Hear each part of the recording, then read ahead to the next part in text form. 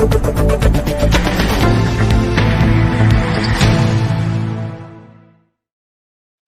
वालेकुम ख़वातीन और हज़रात, मैं हूं इसरार अहमद कसाना।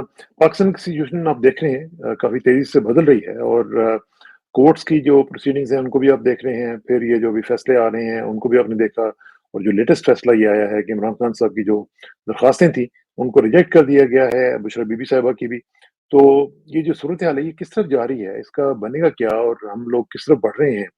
क्योंकि केसेस हैं नहीं और जो केस जिसके ऊपर वो उनको डाला गया हुआ है जेल के अंदर, वो उसकी जो वक़्त है और उसकी जो कदर-ओ-मंज़िलत आप देख ही रहे हैं कि किस तरह पूरी दुनिया में से उसके ऊपर एक क्रिटिसिज़्म आ रहा है।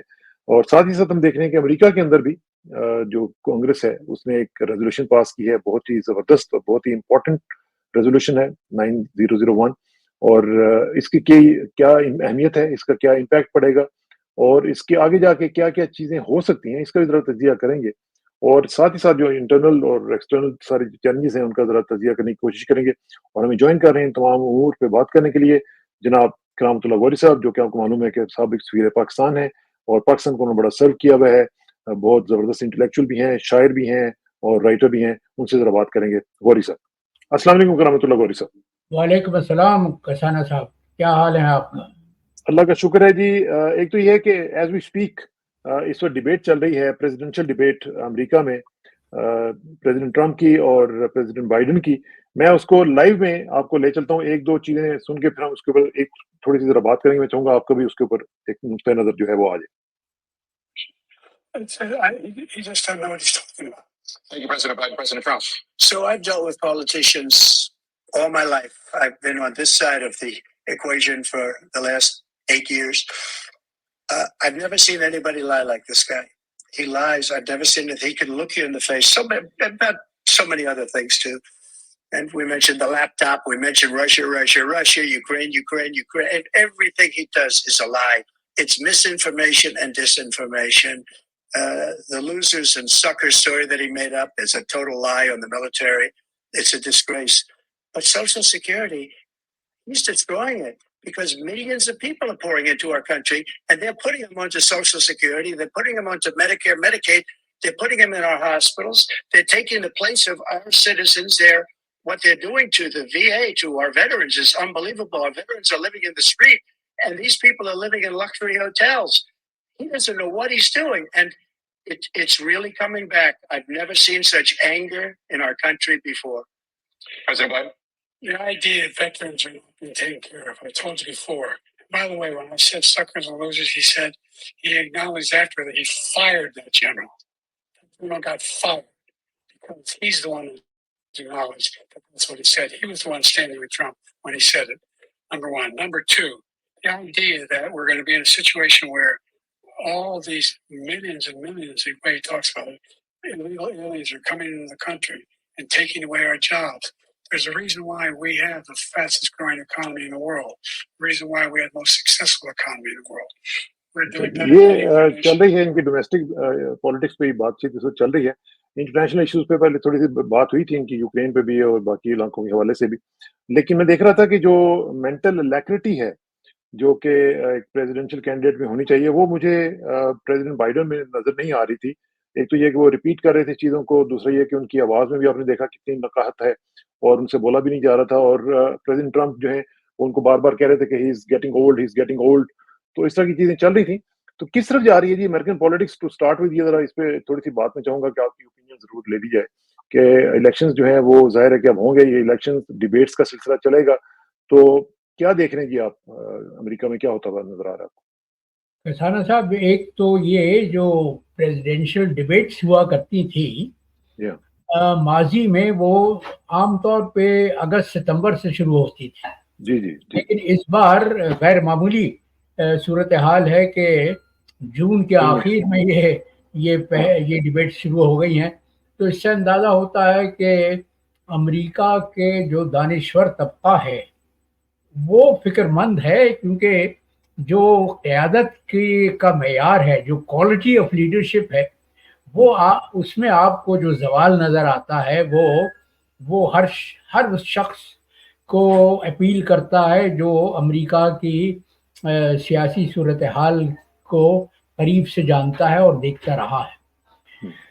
میں کہتا ہوں کہ یہ جو دانشوری کا زوال ہے امریکی قیادت میں، آپ دیکھیے کہ اس وقت امریکن ووٹرز کے سامنے چوائس کیا ہے.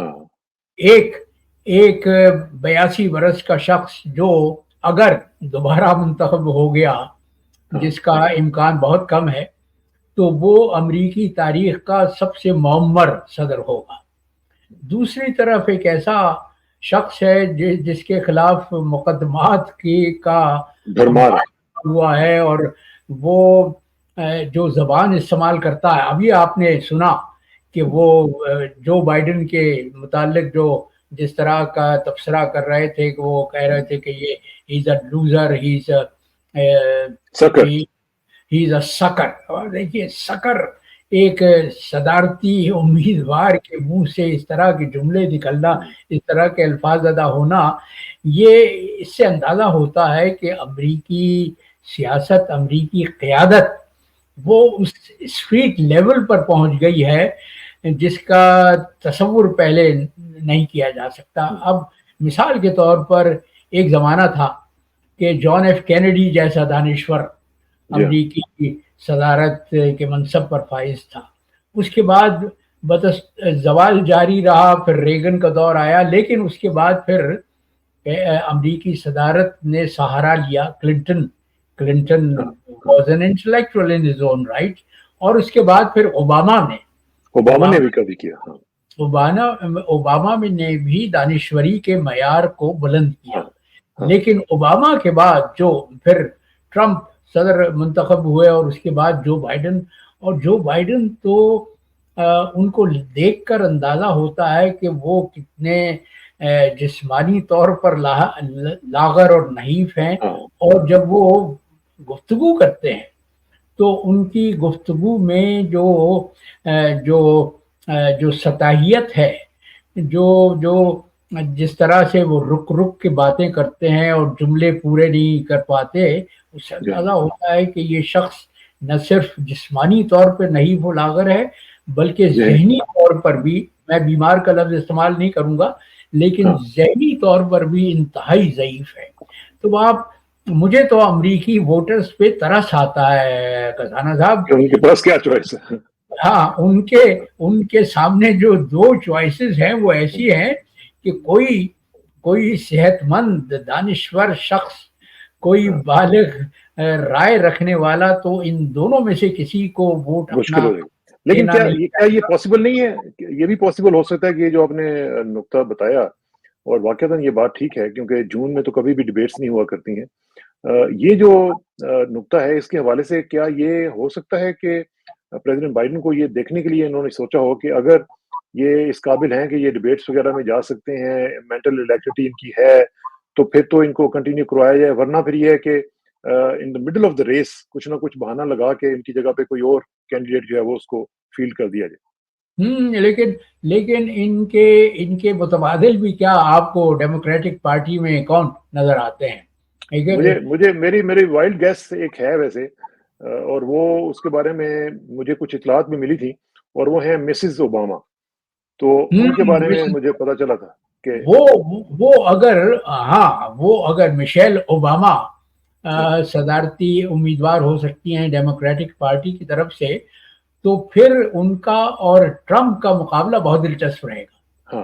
اور اس وقت یہ پرکھنے کو ملے گا ہم جیسے لوگوں کو کہ امریکی کیا واقعی سیاسی شعور رکھتے ہیں، سیاسی بصیرت رکھتے ہیں، کہ وہ ایک ایسے شخص کو جس کے پاس سوائے زبان درازی کے اور کچھ نہیں ہے، سوائے لفاظی کے کوئی کچھ نہیں ہے، اور جس کا ماضی انتہائی داغدار ہے. ماضی کو تو چھوڑیے، جس کا حال اتنا داغدار ہے کہ اس پر مقدمات قائم ہیں اور اس کو سزا ہو سکتی ہے. کرمنل مقدمات میں اس کو ریسنٹلی جو 39 فیلنیز میں ان کو انہوں نے کیا تھا نا انڈائٹ. جی انڈائٹ ہو چکے ہیں اور سزا سنانی باقی ہے. تو مجھے یہ لگتا ہے، بالکل میں آپ کے نظریے سے 100% اتفاق کرتا ہوں، کہ مجھے یہ لگتا ہے کہ ڈیموکریٹک پارٹی کے حلقوں میں بہت بے چینی ہے, بہت بے اطمینانی ہے, اور وہ صاف دیکھ رہے ہیں کہ بائیڈن اگر ڈیموکریٹک پارٹی کی طرف سے امیدوار ہوتے ہیں تو پھر ٹرمپ کے ٹرمپ لیے, will have a field day.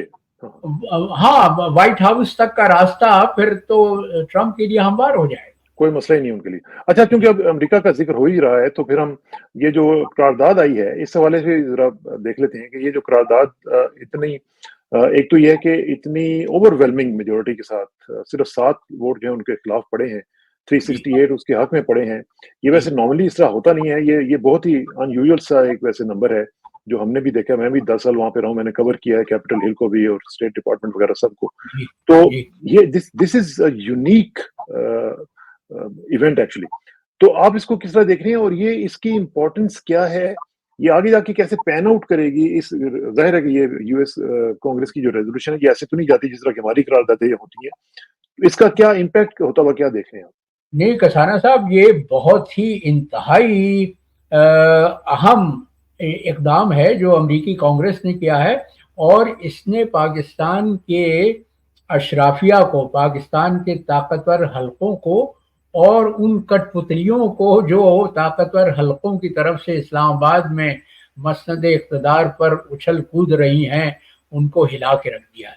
آپ نے یقیناً وہ خبر پڑھی ہوگی کہ اسحاق ڈار جو جرنیلوں کی ناک کا بال بنے ہوئے ہیں, انہوں نے فوراً یہ اعلان کیا ہے کہ پاکستانی پارلیمان میں بھی امریکی قرارداد کے جواب میں ایک قرارداد پیش کی جائے گی. اور تاثر یہ دیا جا رہا ہے کہ امریکہ نے پاکستان کے اندرونی معاملات میں, پاکستان کی سیاست کے درون خانہ معاملات میں مداخلت کی ہے جو کسی طرح سے منظور نہیں کی جا سکتی, جو کسی طرح سے اس کو قبول نہیں کیا جا سکتا. لیکن دیکھیے, یہی تو عمران کہتا تھا. یہ عمران کہتا تھا تو اس کو معطوب قرار دے دیا گیا.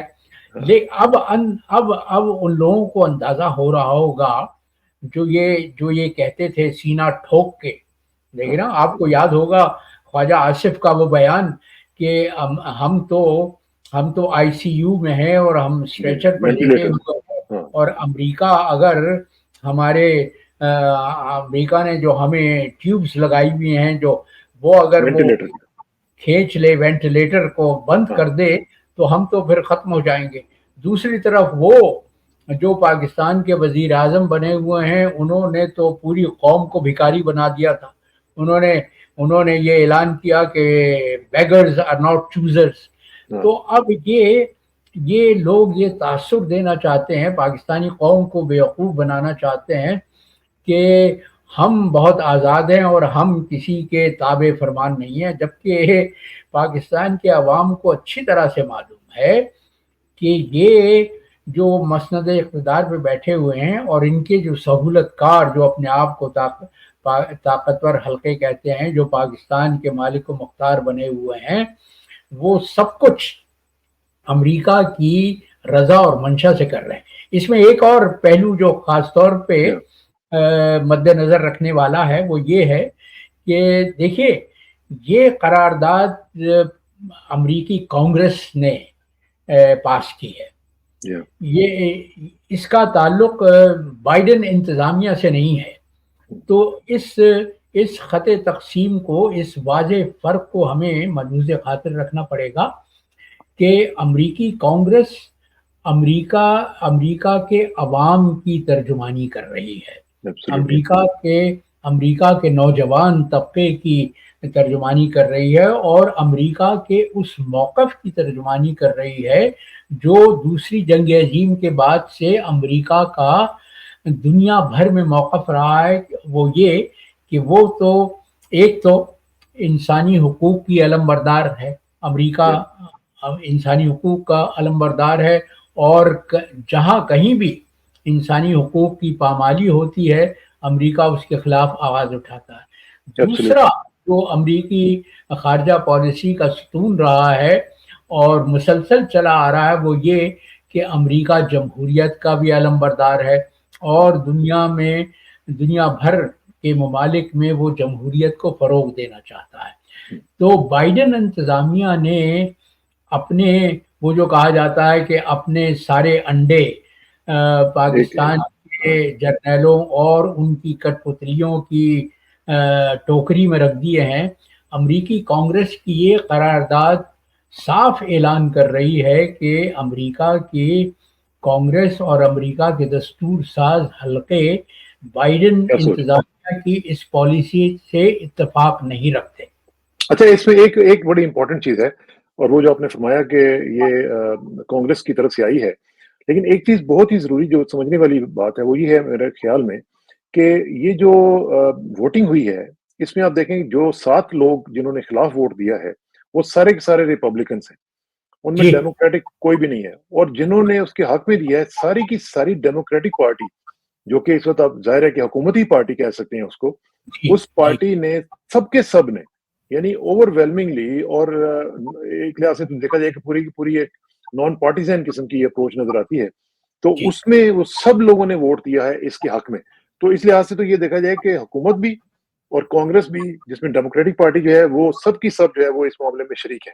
اچھا، اب اس کے ساتھ جڑا ہوا جو ایک سوال جو میں آپ سے پوچھنا چاہ رہا ہوں وہ بڑا امپورٹنٹ ہے ورثہ، وہ یہ ہے کہ ایک میگنٹسکی لا ہے جو کہ بنایا گیا تھا 2016 میں، اور یہ جو میگنٹسکی لا ہے بلکہ 2012 میں یہ بنایا گیا تھا جب یہ اوباما ہوتے تھے. تو یہ ایک بائی پارٹیزن بل پاس ہوا تھا یو ایس کانگریس کی طرف سے، اور پریزیڈنٹ اوباما نے اس کے اوپر سائن کیے تھے. تو یہ بیسیکلی کیا کہتا ہے کہ یہ جو بھی لوگ ہیومن رائٹس وائلیشنز میں انوالوڈ ہوتے ہیں، اور یہ اس کا بیک گراؤنڈ آپ کو معلوم ہے کہ ایک رشین لائر تھے سرجے میگنٹسکی، ان کو وہاں پہ ایک پریزن میں ان کو مار دیا گیا تھا، اور اس کے بدلے میں پھر ظاہر ہے کہ یہ کیس پورے امریکہ میں اس کے اوپر لابنگ ہوئی اور یہ کیس بنا. تو بیسیکلی یہ کیا کہتا ہے کہ جو بھی لوگ ہوں گے جو وائلیٹ کریں گے ہیومن رائٹس کو، ان کے خلاف ان کے جو معاملات ہیں ان کو سینکشن کیا جائے گا، اور جو فورن گورنمنٹس آفیشلز ہوں گے ان کو بھی سینکشن کیا جائے گا. ہیومن رائٹس آفینڈرز کو ان کے جو ایسٹس ہیں فریز کر لیے جائیں گے، اور ان کو بین کر دیا جائے گا from entering the United States. اب اس میں اگر دیکھیں کہ جو ہمارے ہاں جو حالت ہو رہی ہے اس وقت ہیومن رائٹس کی، آپ کو معلوم ہی ہے کہ کیا سچویشن ہے. کیا ہمارے جو آفیشلز ہیں جو آج بڑی کٹ پتلیاں جس طرح آپ کہہ رہے تھے کہ بنی ہوئی ہیں، کل کو ان کے اوپر بھی اس طرح کا کچھ وقت آ سکتا ہے کہ ان کو ان کے ایسٹس فریز کر دیے جائیں، ان کے ٹریول کے اوپر پابندی لگا دی جائے، وہ پاکستان سے باہر نہ نکل سکیں، یا اس طرح کی کچھ چیزیں ہو سکتی ہیں؟ یقیناً ہو سکتے ہیں، اور اس کا واضح امکان ہے نہ صرف امریکہ میں بلکہ دیکھیے آپ کو معلوم ہے کہ یورپین یونین کا کتنا زور ہے ہیومن رائٹس پر اور رول آف لا پر. تو یہ اس قرارداد کا جب آپ تجزیہ کرتے ہیں تو اس میں 3-4 باتیں نظر آتی ہیں. ایک تو یہ کہ قرارداد یہ کہتی ہے کہ پاکستانی عوام کو ان کے جمہوری حق سے محروم کیا گیا ہے. دوسرے واضح الفاظ میں یہ کہا گیا ہے کہ الیکشن کے نتائج کی انجینئرنگ کی گئی ہے. اور تیسرے یہ کہ ملک کی جو پاکستان کی سب سے بڑی سیاسی جماعت ہے جو مقبول پارٹی ہے، اس کو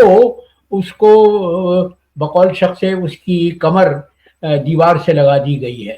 تو یہ تمام باتیں اس بات کی غمازی کرتی ہیں کہ امریکی کانگریس کے اراکین کو بہت زیادہ تشویش ہے کہ پاکستان میں نہ صرف ایک عمران خان اور اس کے سیاسی پارٹی پر ظلم ہو رہا ہے، بلکہ جمہوریت کی بے خونی کی جا رہی ہے، اور پاکستان کے عوام کو ان کے بنیادی حقوق سے، ان کے جمہوری اقدار سے محروم کیا جا رہا ہے. اور اس میں نام لے کے کہا گیا ہے کہ وہ جو لوگ ہیں جو پاکستانی عوام کو ان کے حقوق سے محروم کرنے والے، وہ پاکستان کے وہ حلقے ہیں جو جمہوریت کے خلاف کام کر رہے ہیں. تو اس میں تو نہ صرف وہ کٹ پتلیاں جو سیاسی گماشتے جو اس وقت مسند اقتدار پر ہیں وہ اس کی زد میں آتے ہیں، بلکہ پاکستان کے طاقتور جرنیل بھی اس کی زد میں آ سکتے ہیں. وہ ان پر بھی پابندی لگ سکتی ہے، ان کے اثاثے بھی منجمد کیے جا سکتے ہیں. تو یہ ساری باتوں کا امکان ہے اور بہت کبھی امکان ہے. کبھی امکان ہے. اچھا ساتھ ساتھ ہم یہ بھی دیکھ رہے ہیں کہ جو اوور آل انٹرنیشنل لیول پہ جو حالات ہیں وہ بھی بدل رہے ہیں. خاص طور پر آپ نے دیکھا ہوگا بولیویا میں جو کہ کو کرنے کی کوشش کی گئی تھی, وہاں پہ انہوں نے کس طریقے سے وہ سارے لوگوں کو پکڑ لیا جو کو کے ماسٹرز تھے, اور ان کو پکڑ کے گرفتار کر لیا ہے, اور جو آرمی چیف بنے ہوئے تھے ان کو بھی انہوں نے پکڑ لیا ہے اور اس کو گرفتار کر لیا گیا. دوسری طرف آپ نے دیکھا ہوگا کہ کینیا میں کینیا میں حکومت نے جو اضافی ٹیکسوں کا بوجھ عوام پر لادنا چاہا تھا, اس کے خلاف عوام نے کیسا شدید رد عمل کا مظاہرہ کیا, اور نتیجہ یہ ہوا اگرچہ وہ میں سن رہا تھا کوئی 53-54 لوگ ہلاک ہوئے ہیں مظاہروں کے دوران, لیکن آخر میں حکومت کو ہتھیار ڈالنے پڑے. نو منتخب صدر نے یہ اعلان کیا کہ وہ اس بل پر کی منظوری نہیں دیں گے, اس پہ دستخط نہیں کریں گے. تو عوام کی بیداری, جمہور کی بیداری دنیا بھر میں نظر آ رہی ہے, اور یہ بہت ہی مثبت اقدام ہے. میں دعا کرتا ہوں کہ پاکستانی بھی بولیویا کے عوام سے کچھ سیکھیں یا کینیا کے عوام سے کچھ سیکھیں, اور اپنے حقوق کے لیے کچھ نہ کچھ کریں. ان میں بھی اتنی کیا کہیے کہ حمیت بیدار ہو جائے کہ وہ اپنے حقوق کو لینے کے لیے سڑکوں پہ نکل آئے. اچھا, یہ جو ایک ہم دیکھ رہے ہیں جو سچویشن عدلیہ کے حوالے سے چل رہی ہے, ابھی آپ نے لیٹسٹ جو ڈسیزن ہے وہ دیکھ لیا آپ نے, کہ جو کیس جو بہت ہی گھٹیا قسم کا کیس ہے, عدت کیس وہ جو چل رہا ہے, اس کے اوپر جو پلی لی گئی تھی کہ جی آپ ان کی جو سزائیں اس کو سسپینڈ کر دیں, تو وہ جو جج صاحب ہیں مجوکا صاحب, انہوں نے کہا جی کہ نہیں, یہ مین اپیل کے ساتھ ہم اس کو سنیں گے اور ابھی اس کی کوئی ضرورت نہیں ہے, میں نہیں اس کو اپیل انٹرٹین کر رہا. تو یہ تو لوگوں کی جو آج امید لگی ہوئی تھی کہ جی ان کو شاید رہائی مل جائے گی, وہ تو نہیں ہو سکا. اور دوسری طرف ہم دیکھ رہے ہیں کہ جو کیس لگا ہوا ہے قاضی فائز عیسیٰ صاحب کے سامنے, اور اس کے متعلق آپ مختلف ریمارکس بھی ان کے دیکھ رہے ہیں, سب کچھ دیکھ رہے ہیں, اس میں تو بڑی ایک بلیٹنٹ قسم کا باعث نظر آ رہا ہے چیف جسٹس صاحب کے ہاں, جو کہ اس کو چھپا بھی نہیں پا رہے ہیں. وہ اتنا زیادہ بلیٹنٹ ہے, اتنے زیادہ فریق بنے ہوئے ہیں, اتنے کھل کے سامنے آ چکے ہیں کہ ان کے متعلق اب کسی کو پاکستان میں یا پاکستان سے باہر کسی کو کوئی ذرا سا بھی شک نہیں ہے کہ وہ عدالت عالیہ کی مسند پر بیٹھے ہوئے ہیں, عدل کے تقاضوں کو پورا کرنے کے لیے نہیں, انصاف فراہم کرنے کے لیے نہیں, بلکہ طاقتور عسکری حلقوں کے وکیل بنے ہوئے نظر آتے ہیں. لیکن بہت دلچسپ پیش رفت ہے خزانہ صاحب کہ دیکھیے یہ جو نچلی عدالتیں ہیں ان کو تو میں گردانتا ہی نہیں, اس لیے کہ ہم سب جانتے ہیں کہ یہ کس طرح سے انصاف ان عدالتوں میں بیچا جاتا ہے, اور کس طرح سے ان کی ساری کلیں جرنیلوں کے ہاتھوں میں. لیکن جو پیش رفت دلچسپ ہے اور انتہائی قابل غور بھی ہے, اور ہو سکتا ہے کہ وہ ایسے نتائج پیدا کرے جن کی توقع پاکستان میں فی الحال نہیں کی جا سکتی, اور یہ کہ جو بحث ہو رہی ہے ججز میں آپس میں, اور خاص طور پہ جسٹس اطہر من اللہ کے جو ریمارکس آپ نے دیکھے ہوں گے, اس سے اندازہ ہوتا ہے کہ سپریم کورٹ کی سطح پر بھی ججوں میں بیداری کی لہر پیدا ہو رہی ہے, اور یہ انصاف کے اور عدل کے تقاضوں کو پورا کرنے کا جہاں سوال پیدا ہوتا ہے تو یہ بہت خوش آئند پیش رفت ہے. تو یہ بیسیکلی آپ یہ سمجھ رہے ہیں کہ یہ گلیمر آف دا ہوپ ہے جو آپ کو سمجھتے ہیں کہ اس میں آپ کو جی مجھے تو امید ہے کہ یہ جو مقدمہ جس کی سماعت اب 1 جولائی تک ملتوی کر دی گئی ہے, اس کا جو فیصلہ سامنے آئے گا وہ بہت دلچسپ ہوگا. بلکہ اس کا جو جتنا وہ ڈیلے کیا جا رہا ہے کہ غوری صاحب, اس میں لوگ یہ کہہ رہے ہیں, کچھ لوگ جو کہ باخبر ہیں وہ یہ کہتے ہیں کہ قاضی صاحب چاہتے تھے کہ فوری طور پہ اس کے اوپر ڈیسیژن آج یا کل آ جائے, لیکن اب اس کو ڈیلے اس لیے کر رہے ہیں کہ he has lost the majority on the bench. جی یقیناً وہی جو میں جس مباحثے کی بات کر رہا تھا, جو مکالمے दूसरे जजेस की तरफ से अदा किए जा रहे हैं, उससे अंदाज़ा होता है कि फाइज ईसा के हाथ से डोर निकल रही है, डोर फिसल चुकी है उनके हाथ। ठीक है, ठीक है। अच्छा, लेकिन साथ ही साथ हम देख रहे हैं कि जो पीटीआई है, इमरान खान की जो पार्टी है, उसके अंदर भी कुछ शिकस्त और रीख जो है उसके आसार नजर आ रहे हैं। कोई नया ग्रुप बनाने की कोशिश की जा रही है। कुछ लोग कहते हैं कि जी एस्टेब्लिशमेंट इसके पीछे है, कुछ लोगों को वो हल्लाशेरी दे रही है कि जी आप जरा थोड़ा सा इसके खिलाफ जाएं और जो जी एग्जिस्टिंग लीडरशिप है उसके खिलाफ बातें करें। तो ये आप समझते हैं कि मामला जो है पार्टी को तोड़ने की तरफ जा रही है?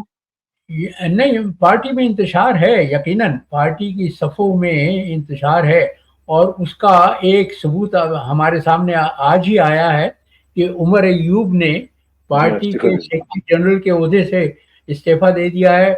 उन्होंने जवाब इसका ये बनाया है कि मैं अपनी तमाम तर तवज्जो ऑपोजिशन लीडर। पार्लियामान के अंदर हज़्ब इख्तिलाफ के लीडर की पोजीशन पर मरकूज करना चाहता हूँ। तो यकीनन ये सबूत है। देखिए ना, वो एक चावल को देख के अंदाज़ा लगाया जा सकता है कि देग तैयार हो गई है या कच्ची है।